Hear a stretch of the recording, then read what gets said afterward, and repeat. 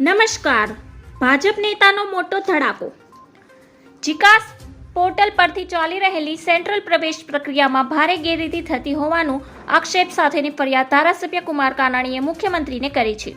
ખાનગી કોલેજો દ્વારા નિયત બેઠક કરતાં વધુ ઓફર લેટરો આપી મેરિટ વિના વહેલા તે પહેલા ધોરણે પ્રવેશ આપ્યો હોવાનો આક્ષેપ પણ કરાયો છે. સુરતના વરાછાના ધારાસભ્ય સીએમ ભૂપેન્દ્ર પટેલે વધુ એક પત્ર લખ્યો છે, જેમાં વીએનએસજી યુજી પ્રવેશ પ્રક્રિયામાં મોટા પાયે ગેરરીતિ સામે આવી હોવાનો આક્ષેપ લગાવ્યો છે. પરંતુ વિવાદ માંડ ડીઆરબીનો થયો હોવાની યુનિવર્સિટી એક જ કોલેજની તપાસ માટે બનાવી અન્ય કોલેજમાં ગેરરીતિ થઈ છે કે નહીં તે તપાસવા કરવાની તજદીજ લીધી નથી. આમ આખી પ્રવેશ પ્રક્રિયાની વીર નર્મદ યુનિવર્સિટીની ભૂમિકા પણ શંકાસ્પદ છે. ડીઆરબી કોલેજમાં 600 બેઠક સામે 5000 જેટલા ઓફર લેટર ઇસ્યુ કરવામાં આવ્યા હતા, જેમાંથી 97 વિદ્યાર્થીઓને મેરિટ વિના વહેલા તે પહેલા ધોરણે પ્રવેશ આપી દીધો.